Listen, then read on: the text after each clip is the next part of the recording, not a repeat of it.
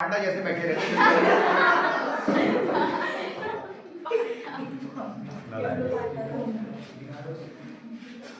देखो, मेंसुरेशन बहुत आसान टॉपिक है। एक स्ट्रक्चर को ढंग से समझ लो, टेक्निकल टर्म्स दूसरी स्ट्रक्चर के साथ सेम है, समझ आ रहा है। सबसे पहले हम जो आपको समझाने की कोशिश कर रहे हैं वो है क्यूबॉइड। ठीक है, क्या है? क्यूबॉइड।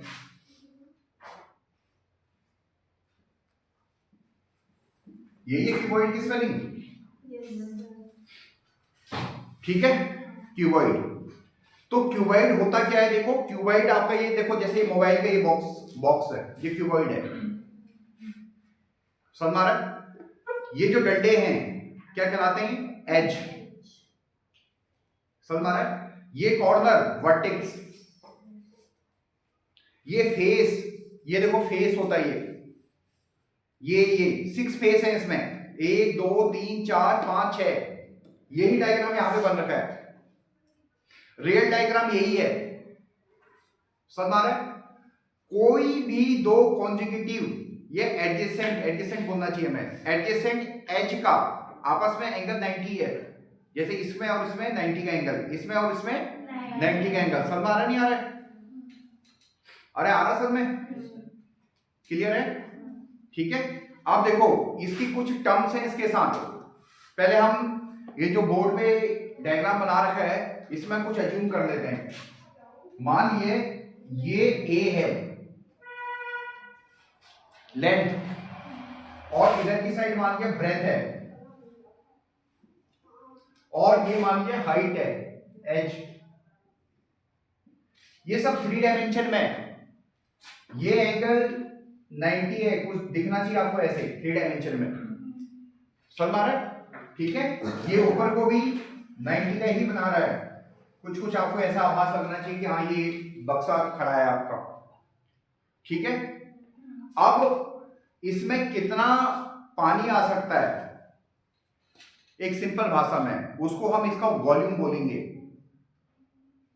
समझ आ रहा है। ये खाली बॉक्स है, इस बॉक्स में कितना पानी आ सकता है, इसको हम वॉल्यूम बोलते हैं, समझ आ रहा है। ठीक है। तो जो भी स्ट्रक्चर हो, उस स्ट्रक्चर में कितना पानी आ रहा है वो उस स्ट्रक्चर का वॉल्यूम है। ठीक है। और इसका फॉर्मूला होता है, जैसे वॉल्यूम निकाल रहा हूं मैं, A into B into H, तीनों को मल्टीप्लाई कर देते हैं। यहां पे H को हमने H ही, चलो C लिख देते हैं, कोई फर्क नहीं पड़ता। A into B into H, ये समझ आ रहा है सभी को। वॉल्यूम को हमेशा क्यूब में नापा जाता है। जैसे ये इंपॉर्टेंट है, मान लिया ये हमारे मीटर में है, ये भी मीटर में है, ये भी मीटर है, 3 बार मीटर मल्टीप्लाई हो रहे हैं तो आंसर आ जाएगा हमारा मीटर क्यूब। वॉल्यूम को किस में नापा जाता है? क्यूब में। अगर मीटर में लेंथ दे रखी तो मीटर क्यूब, सेंटीमीटर में दे रखी तो सेंटीमीटर क्यूब, किसी में भी दे रखी हो उसकी क्यूब। ये समझ में आया नहीं आया सबको? आया? वॉल्यूम का कंसेप्ट आया समझ में? वॉल्यूम मतलब कितना पानी इसमें आ रहा है खाली बक्से में। मटेरियल का भी वॉल्यूम होता है, ये जैसे ये किस चीज से बना हुआ है, कागज से बना हुआ है, इसका भी वॉल्यूम होता है। हम इसके वॉल्यूम की बात नहीं कर रहे हैं, स्ट्रक्चर के वॉल्यूम की बात कर रहे हैं, समझ आ रहा है। इसमें कितना पानी आ सकता है, इसको इसका फॉर्मूला है ये। अरे क्लियर है नहीं क्लियर है? समझ में आया? अब एक अगला कंसेप्ट आता है, वो ये आता है टोटल सरफेस एरिया। क्या? उससे पहले एक कंसेप्ट आता है curved surface area, CSA। Curved का मतलब होता है टेढ़ा, कर्व हो रखा है, कर्व टाइप का हो, टेढ़ा, समझ रहे हैं? इस केस में हम इस बॉक्स को कैसे रख रहे हैं ये इंपॉर्टेंट है। ये 4 दीवारी जो है इसकी, ये कर्व सरफेस एरिया में आ जाता है। ये समझ आ रहा नहीं आ रहा है? अगर मैं इसको ऐसे रखूंगा तो ये आ जाएगा, समझ आ रहा है? रखने पे डिपेंड कर रहा है। अरे कर रहा है नहीं कर रहा है, क्लियर है। तो अगर मुझे 4 वॉल्स का एरिया चाहिए, यानी कर्व सरफेस एरिया, या 4 वॉल्स लिख लो, रटना नहीं है। रेक्टेंगल का एरिया होता है लेंथ इंटू ब्रेथ, ठीक है। अब देखो 4 दीवार, देखो यहां पे देखो, आराम से देखो, चाहे तो जिस कमरे में आप हो इसको ऑब्जर्व कर सकते हो आप, ठीक है। अगर हम यहां की बात करें तो एक दीवार तो ये भी देखो है, इसका एरिया क्या हो जाएगा, h इंटू बी, होगा नहीं होगा, अरे होगा, क्योंकि रेक्टेंगल का एरिया क्या होता है, लेंथ इंटू ब्रेथ, तो इसका एरिया h इंटू बी हो गया इस वाले पार्ट का। यहां पे लिख दिया मैंने, थोड़ा सा नीचे लिख देते हैं, h इंटू बी। जो दीवार वहां पे है वही दीवार यहां पे खड़ी है, सेम खड़ी है, तो ये ट्वाइस हो जाएगा। समझ में? साथ में ये फ्रंट वाली दीवार, ये क्या आपकी a इंटू एच, ए ये लंबाई और h ये, तो इस रेक्टेंगल का एरिया क्या हो जाएगा, a इंटू एच, तो ये हो जाएगा आपका a इंटू एच। सेम दीवार जो यहां पे वो पीछे भी है, तो ये हो जाएगा ट्वाइस। आगे समझ में नहीं आया, क्लियर है। आपके बुक में इसी 2 को कॉमन करके लिखा हुआ है, 2 एच बी ए एच, आया। ये बॉक्स से देख लो, कोई बहुत बड़ी बात नहीं है, ये 4 दीवारों का एरिया निकालना आपको। मेंशुरेशन करते समय वो डायग्राम आपके दिमाग में होना चाहिए, तभी आप उस क्वेश्चन को ढंग से कर पाओगे, नहीं तो प्रॉब्लम आ जाती है।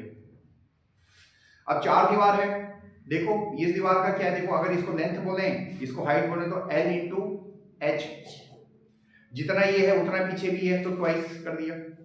अब ये वाली दीवार है, इसको क्या बोलोगे, ब्रेथ इंटू एच, तो इसके भी ट्वाइस कर दिया। ये गॉट माय पॉइंट ना, ठीक है।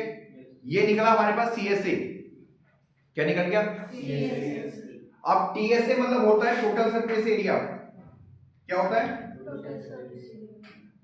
टोटल सरफेस, मतलब टोटल सरफेस भाई, इसका मतलब ये 4 दीवारें इसके अलावा ऊपर की और नीचे भी, हाँ ये भी ट्वाइस हो जाएंगी, एक्सीलेंट। ये क्या है, लेंथ, ये क्या है, ब्रेथ, समझ में आ रहा है। तो 2 चीजें और जुड़ जाएंगी, जैसे ये हमारे पास, ये तो है हमारे पास 2HB 2AH, क्या रह गया, ऊपर वाला रह गया, A इंटू बी रह गया, जो नीचे है वही ऊपर है, 2A इंटू बी। आया नहीं आया सब में, अरे क्लियर है आई थिंक, ठीक है। सरफेस एरिया में 2 चीजें मल्टीप्लाई हो रही है, तो सरफेस एरिया हमेशा स्क्वायर में निकलता है, metre square, centimetre square, unit square. समझ में आ रहा नहीं आ रहा है, 10th क्लास। देखो ऐसा होता ना, देखो हाइट इंटू, देखो हर टर्म को ऑब्जर्व करो, हर टर्म को इसमें ऑब्जर्व करो, 2 की तो कोई यूनिट नहीं है, h की क्या होगी, या मीटर होगी या सेंटीमीटर होगी, तो b की भी वही होगी ना, तो 1 सेंटीमीटर मल्टीप्लाइड बाय दूसरा सेंटीमीटर मानिए, तो सेंटीमीटर स्क्वायर हो गया ना, प्लस ये दूसरा सेंटीमीटर स्क्वायर, ये दूसरा सेंटीमीटर स्क्वायर, यानी सबको जोड़ के 1 सेंटीमीटर स्क्वायर में आंसर आएगा, या मीटर स्क्वायर में आंसर आएगा। जो जैसा होता है वो उसमें सेम यूनिट वाली चीजें ऐड होती है, ध्यान रखना, ये 11th क्लास में सीखोगे आप, सेम यूनिट वाली चीजें ऐड होती है। जैसे हमसे वही बच्चा सीख पाएगा जिसकी फ्रीक्वेंसी हमसे मैच करेगी। कौन बोल रहा है, साइंस कह रही है, सेम चीज ऐड होती है। जैसे पढ़ाने वाला बेवकूफ है, पढ़ने वाली भी बेवकूफ होनी चाहिए, फिर बहुत अच्छा कॉम्बिनेशन होगा। उल्टा हो जाए, पढ़ाने वाला होशियार हो, पढ़ने वाले बेवकूफ हो, ये भी नहीं चलेगा। इसका उल्टा हो जाए, पढ़ने वाले होशियार हो, पढ़ाने वाला बेवकूफ हो, ये भी नहीं चलेगा, है ना। कैसा चलता है, दोनों होशियार हो, गॉट माई पॉइंट ना? समझ आ रहा नहीं आ रहा? ठीक है, तो ये वाला पार्ट खत्म, कोई दिक्कत? अब आ जाओ इसी का दूसरा पार्ट है जिसको हम बोलते हैं क्यूब। क्या?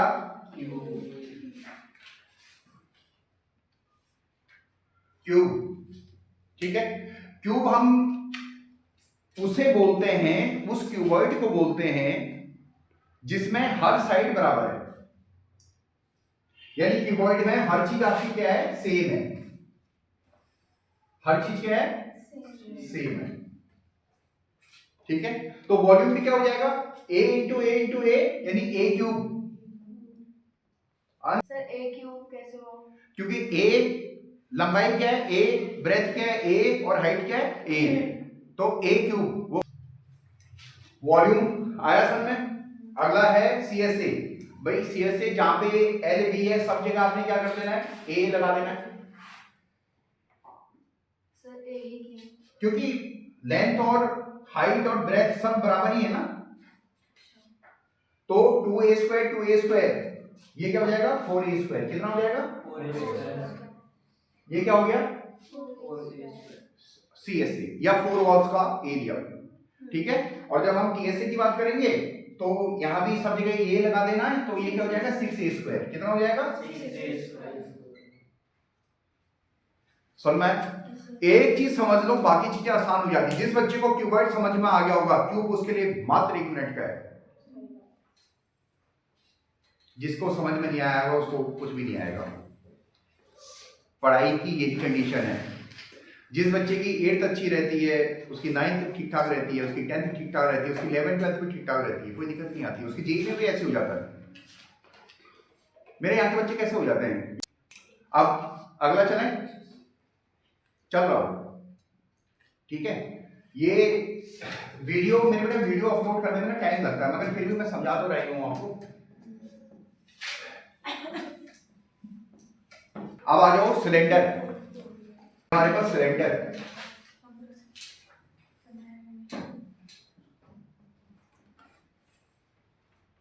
सिलेंडर देखो, एक पेज देना वैसे सिलेंडर, खाली पेज दो।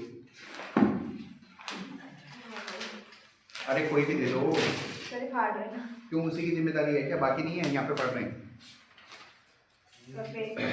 सिलेंडर अगेन इस तरह का स्ट्रक्चर है। तो ऊपर से पैक होता है। हाँ, नीचे से भी पैक, ऊपर से भी पैक। समझ आ रहा है? ठीक है, मान लिए हम वॉल्यूम की बात करें और नीचे से बंद है, ऊपर से खुला हुआ है, मान लिया, तो इसमें कितना पानी आ सकता है, इसको क्या बोलते हैं? इसका वॉल्यूम। अगेन सेम चीज है, गॉट माय पॉइंट ना? तो अब इसको, इसमें देखो ये नीचे क्या है? सर्कल। देखो सर्कल बन रहा है ना नीचे, अरे हाँ है ना? इस सर्कल का एक रेडियस है, ये सर्कल का एक रेडियस, मान लीजिए यहाँ पे लिख देता हूं मैं उसको रेडियस। ये जो नीचे सर्कल है, इस सर्कल का ये रेडियस है, और इस सिलेंडर की एक हाइट है। राइट सर्कुलर सिलेंडर है, ये सीधा खड़ा हुआ है। तो इसका वॉल्यूम क्या होता है? सिलेंडर के केस में वॉल्यूम कैसे निकलेगा? पाई r²h। आया समझ में? नहीं आया?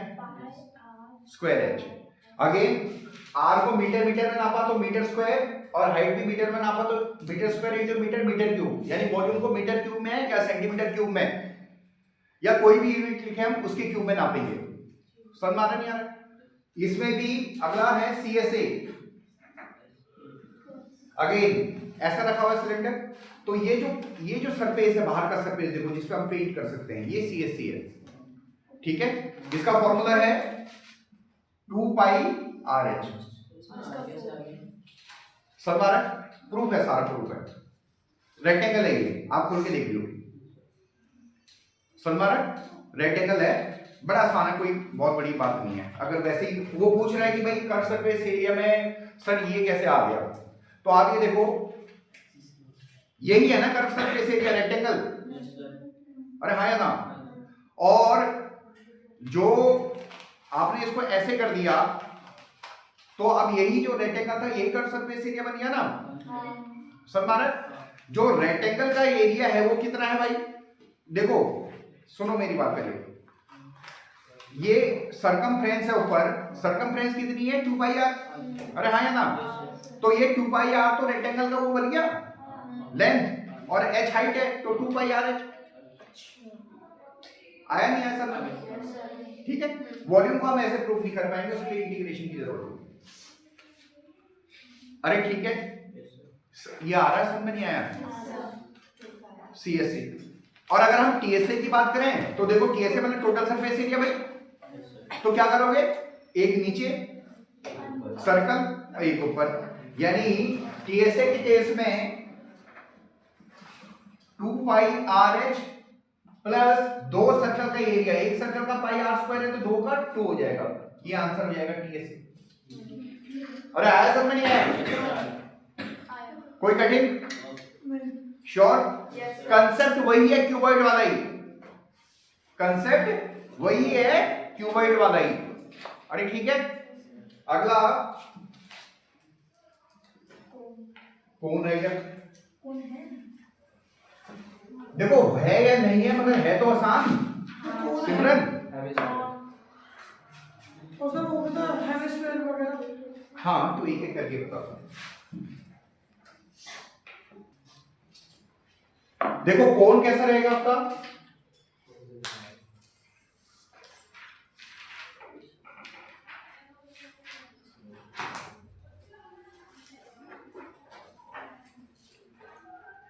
ये आपका रेडियस है कोन में, ये स्लैंट हाइट है, तिरछी हाइट, और ये हाइट है। आ रहा समझ में? आ रहा है? एक रिलेशन पाइथागोरस से हमारा लग जाएगा R square plus H square equal to L square, slant height निकालने का।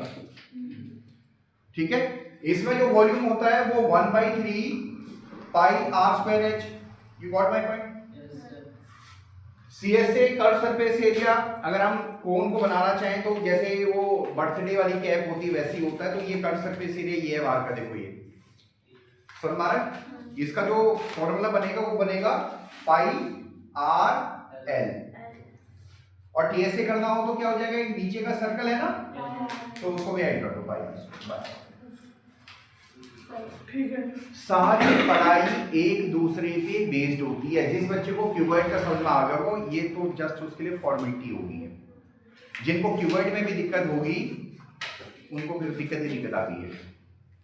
समझ में आ रहा है? हो गया? अगला स्फीयर।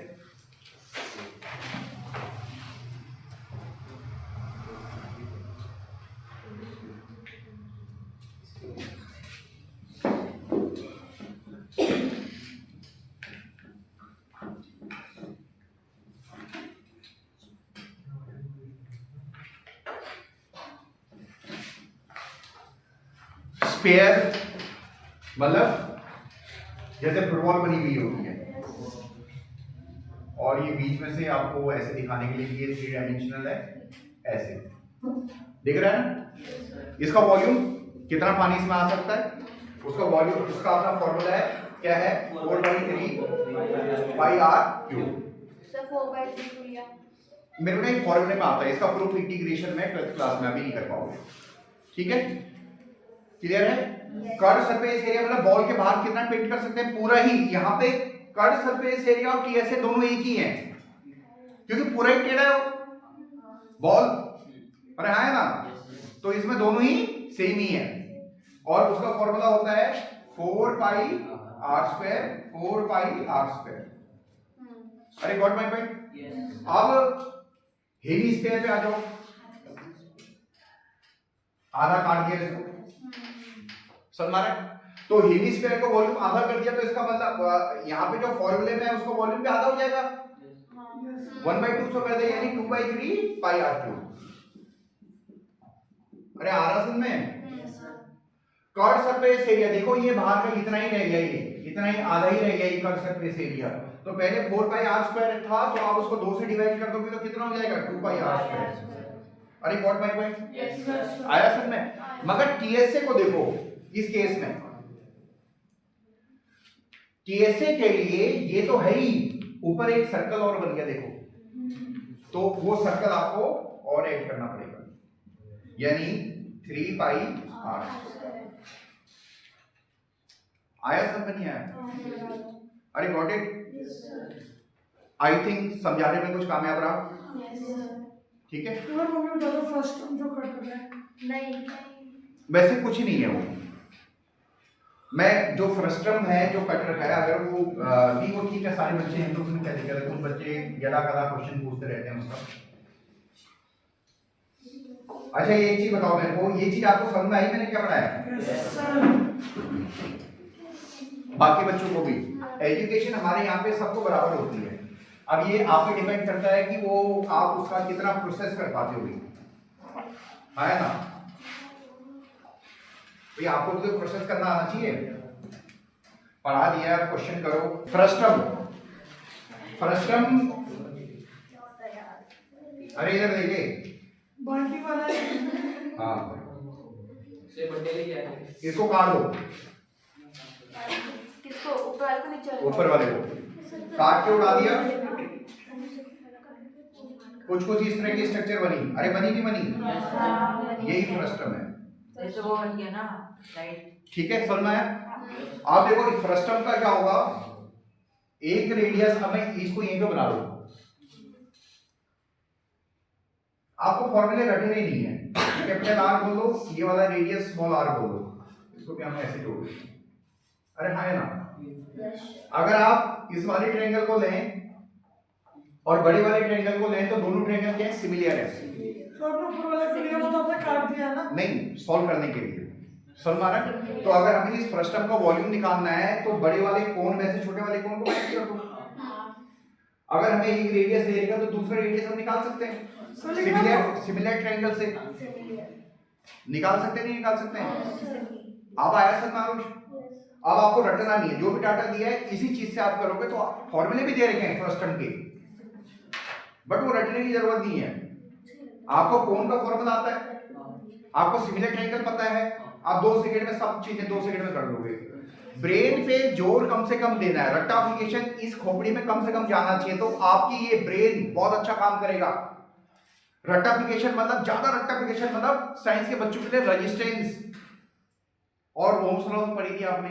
रेजिस्टेंस ज्यादा होता तो क्या होता है? I square RT, heat produce हो जाती है, दिमाग फ्यूज हो जाएगा। इसलिए समझ के करना होता है। अरे गॉट माय पॉइंट।